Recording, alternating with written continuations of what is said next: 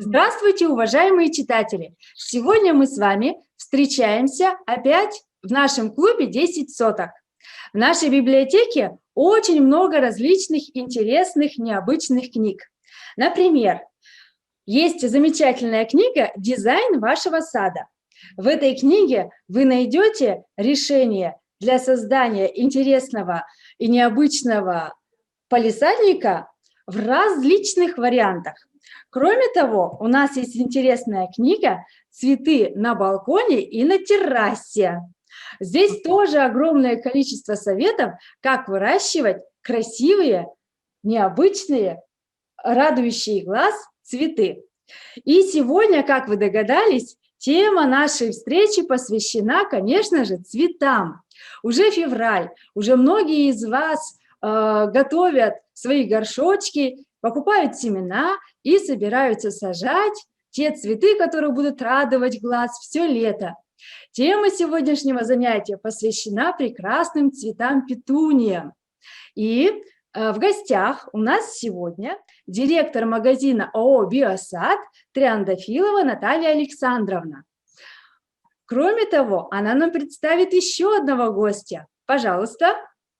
Здравствуйте, дорогие читатели библиотеки. Да, сегодня мы с вами встречаемся второй раз. И я хочу вам представить основателя нашей организации Триандафилову Светлану Николаевну. Она являлась старшим научным сотрудником Института научно-исследовательского.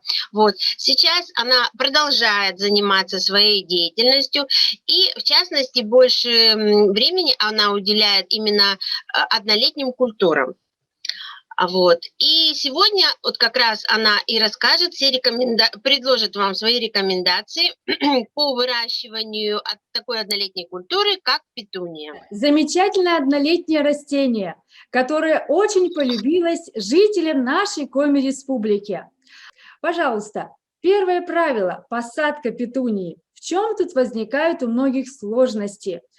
Или семена не всходят, или их поражают различные болезни, а семена, известно, петунии не дешевые, и поэтому обидно, когда ты сажаешь семечки, а в результате ничего не вырастает. Как же с этим справиться, Светлана Николаевна? Ну, действительно, вот сейчас время высаживать все цветы однолетники, которые имеют мелкие семена. И в частности, это петуния, да? Вот. И у многих, во-первых, ошибка. Первое, вот не нужно торопиться с посевами. То есть для того, чтобы получить качественные ростки, надо все-таки у петунии, например, 14, не менее 14-часовой световой день. Вот в феврале его еще нет, поэтому, чтобы получить нормальные ростки, все-таки петунию нужно высевать в начале марта, в середине марта. Тогда мы, ну, в принципе, даже мы же живем где? На севере, не надо вот торопиться со средней полосой сравнивать. Дело в том, что высаживать мы свои растения все равно не будем раньше 5 или 10 июня. А вот эти сроки, то есть для того, чтобы от посадки петунии и получить цветущий росток, нужно нам где-то 11-13 недель. Ну и считайте сами, когда мы должны посадить петунию. Вот. Что получается? Первая ошибка. Вот при посадке, ну, во-первых, я уж не буду, вернее, скажу даже, что это грунт. Это в первую очередь, конечно, грунт. Грунт должен быть рыхлым, влагопроницаемым, воздухопроницаемым, то есть легким. И для петунии важно, чтобы pH было от 5,8 до 6,3. То есть она не любит даже нейтральную, я уже не говорю о щелочной среде. Вот, поэтому надо стараться вот создать вот такие условия. И потом вот этот питательный грунт, он не должен быть изначально заправлен очень хорошо минеральными удобрениями. То есть это дальше мы будем кормить и с ростом петунии будем давать ей, ну, как скажем, еду. Значит, вот для того, чтобы мы сейчас знаем, что экология плохая, поэтому очень многие семена заражены. Поэтому, естественно, надо и с семенами поработать, прежде чем их посадить, да, и с емкостями, в которые вы будете высаживать. Их нужно обязательно обезвредить, Обезвредить. обеззаразить.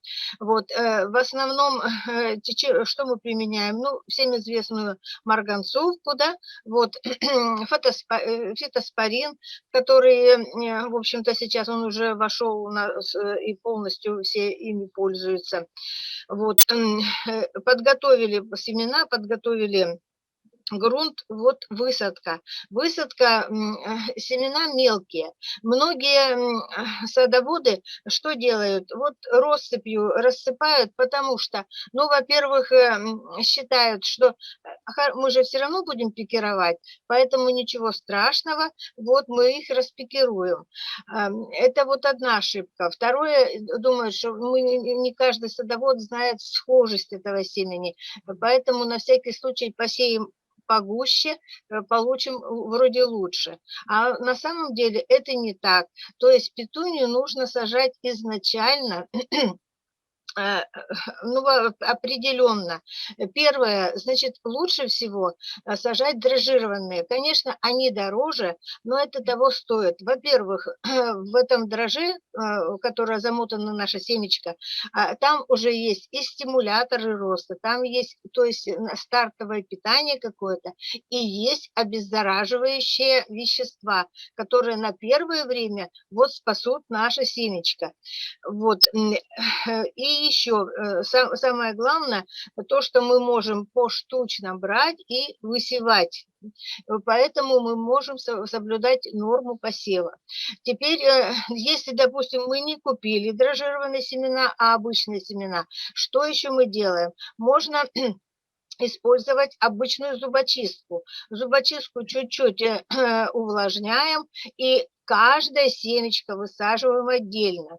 Вот. Можно смешать с песком и высевать таким образом. Потом, вот так как мы сейчас вот уже сеем, есть такой известный способ, значит, наш контейнер, в котором будет высеваться, на почву мы укладываем плотненько снег. Да. И на снегу, так как видно, на снегу мы, значит, раскладываем. И все-таки вот мое мнение, чтобы меньше морока и чтобы лучше потом семечком росло, создать условия, и в дальнейшем при пикировке это все-таки использовать кассеты. Они сейчас есть в продаже всевозможные, с всевозможными ячейками, есть совсем с маленькими ячеечками, и высаживать каждое семечко в свою ячейку. Когда оно будет, во-первых, ему хватать и света, и питания, и полива, в общем, все то, что нужно на первой стадии.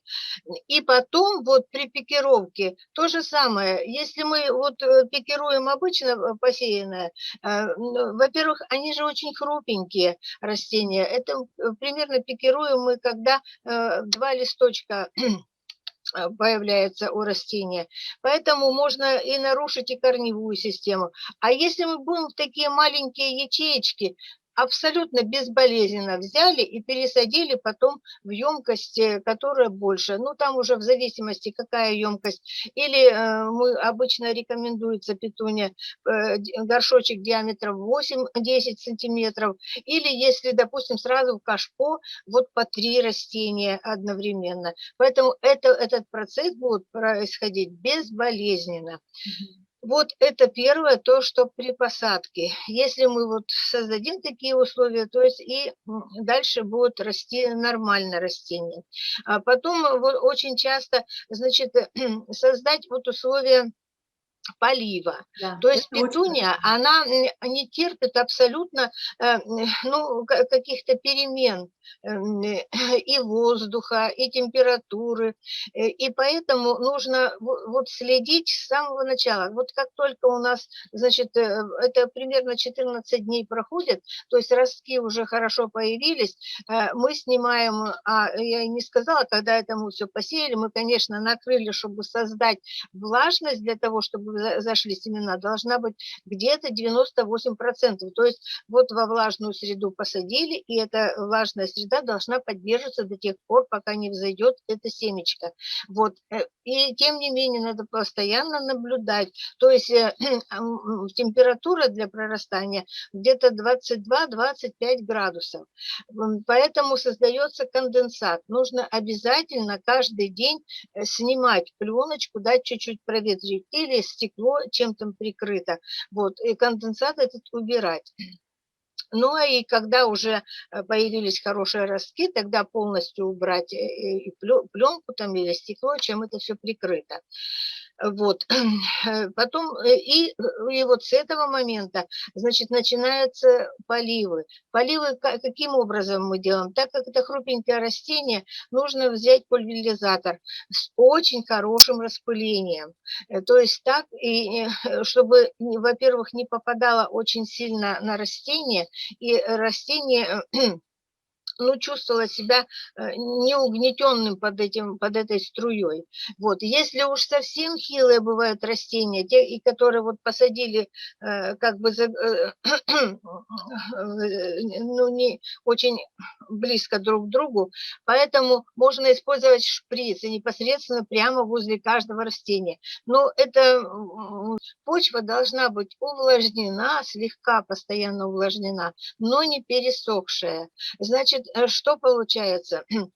Если температура высокая и почва полностью влажная, очень влажная, может быть подгнивание. Вот. Если температура низкая, опять же, и почва очень сырая или влажная, скажем, вот, тогда мы наблюдаем вот растение черная ножка. Очень часто и жалуются, что раз росли, а потом попадали.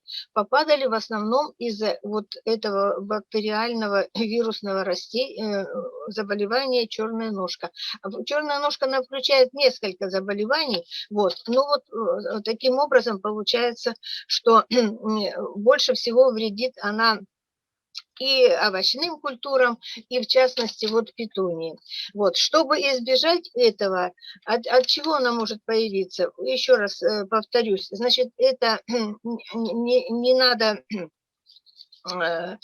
очень высокую влажность создавать, не нужно густо сеять, и низкая или очень высокая температура, тут другое, а низкая температура. Вот при этом наличии, значит, она и возникает. А еще, естественно, конечно, может быть принесена или вот с емкостями, в которые мы высеваем, или же с семенами. Поэтому изначально мы с вами говорили, что надо поработать и с семенами, прежде чем их посеять, да, и с емкостями, которые мы будем использовать. Вот. Вот интересный момент еще. Вот мы это все высеяли, вот оно растет. Но я знаю, что очень важный момент, когда вырастет несколько листиков, надо что-то там прищипнуть. Ну это уже, Да? значит, позже. То есть вот если мы хорошо все создали условия, то есть растение у нас растет, оно не борется за выживание, то есть посадили все правильно, ему хватает и света, и тепла, и влаги, и воздуха, все хорошо, растение наше хорошо развивается. Вот, теперь важный момент, значит, вот температуру, мы сказали о температуре, которую мы при посадке, она у нас была где-то 22-25 градусов. Как только появились вот ростки, температуру нужно снижать. Снижаем температуру до 18 градусов, 20 днем и до 14-16 ночью.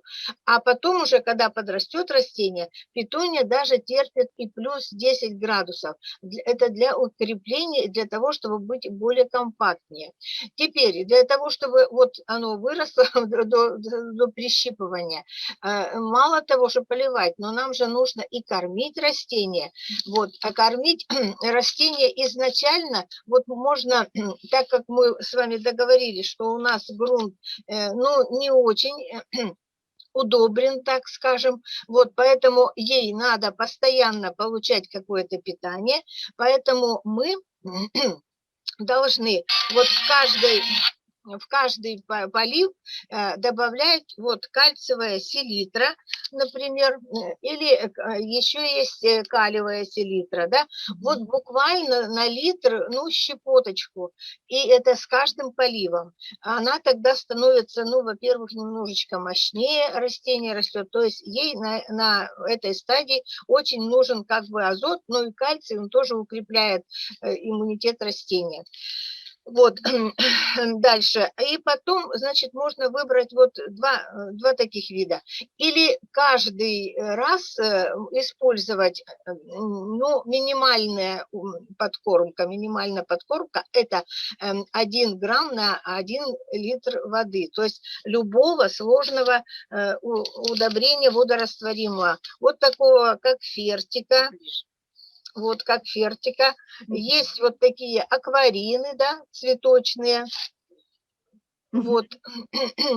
Именно почему такие вот, потому что на этой стадии соотношение азота к калию должно быть в начале азота 2, а калия 1. То есть, ну, допустим, если азота, скажем, у нас 20, то калия 10. Вот в таком соотношении мы выращиваем нашу рассаду до той поры, пока не начнут появляться бутоны.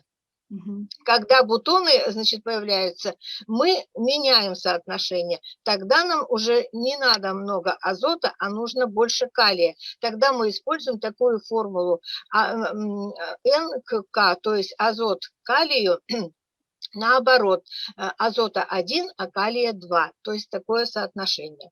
Ну вот выросли мы уже, для того, чтобы были более компактные кустики, значит, нужно, во-первых, поливы, умеренные поливы должны быть, да, вот, должна быть температура, тоже в закаливании невысокая, вот давать ей правильный режим, вот, и подкормки. Вот при таком,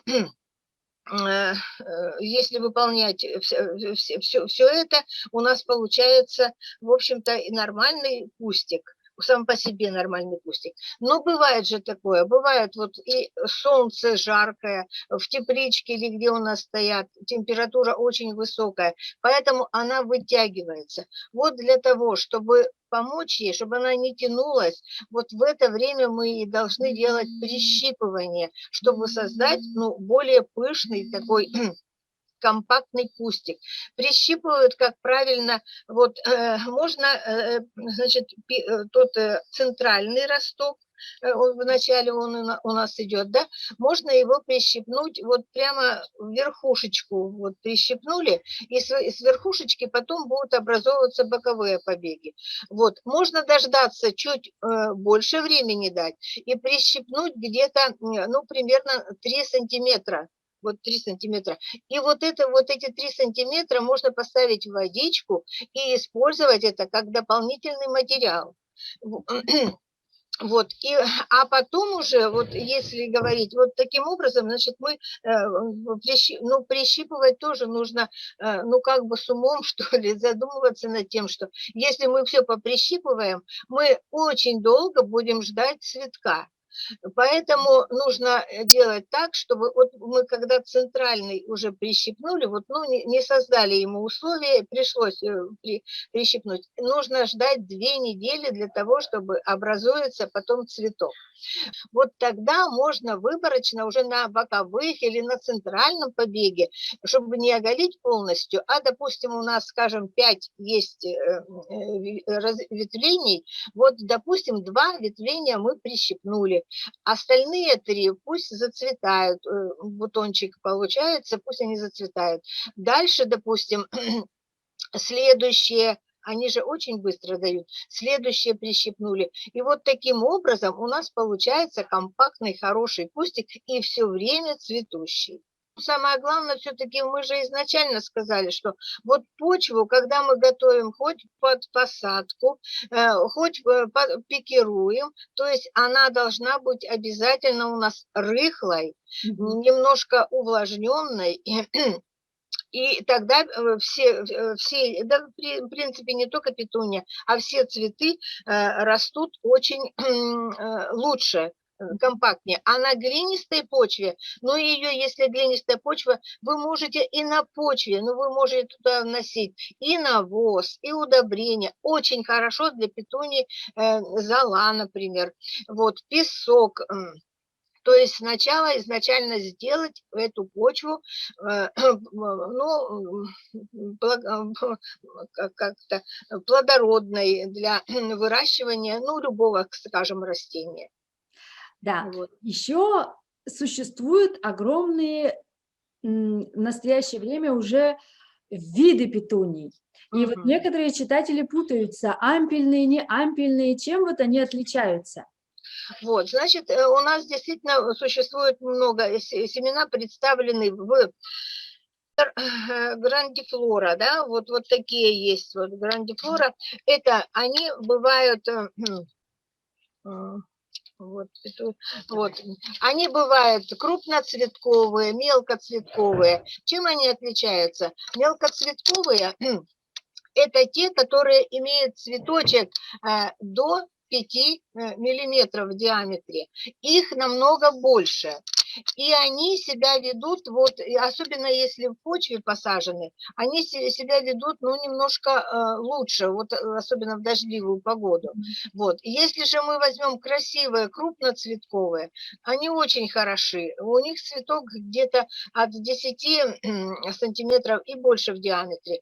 Но вот когда такое холодное и дождливое лето, вот эти петунии теряют вид. Есть вот из таких же петуний, значит, махровые. Махровые петунии, они красивые, конечно. Вот выращивать их сложнее, потому что получается, вот их обязательно вот надо центральный росток прищипывать, потому что они вот как бы растут в высоту, и сначала у них мало боковых побегов. И в этом вот случае вот надо прищипку, особенно, ну, конечно, садоводам, у них не так много растений, прищипку нужно делать обязательно, чуть-чуть упустив время, но потом они получат намного больше цветков. Ну и потом как бы бытует мнение, что все-таки вот в такую дождливую погоду они теряют вид, махровые петунии, но значит их нужно все-таки лучше сажать в какие-то емкости и стараться, ну, где-то в такое место под навесами где-то, или вот тогда они действительно показывают свою красу. Вот. Теперь, значит, что касается ампельных. Ампельные, чем отличаются ампельные? Ампельные, у них очень длинный вот ростки, они дают некоторые до метра, иногда и больше. Вот. Поэтому регулировать красоту этого растения можно, опять же, прищипыванием. То есть вот насколько нам нужно, мы можем также поприщипывать, вот, и использовать эти, не выбрасываем в водичку очень быстро. Летом буквально за 5 дней мы имеем корни, они быстро растут, и получается тоже хорошее растение. Вот, значит, и с ампельных петуний есть еще каскадные. Каскадные чем отличаются ампельные от каскадных? Вот у каскадных, они, во-первых, у них цветок побольше, и у них немножко, надо сказать, стебель тоже мощнее, и они менее вот боятся вот этих погодных условий, то есть легче переносят и изменения, и влагу они терпят, и если не хватает влаги, тоже достаточно, и солнечные лучи не так для них поражают их, как вот, допустим, обычные петунии.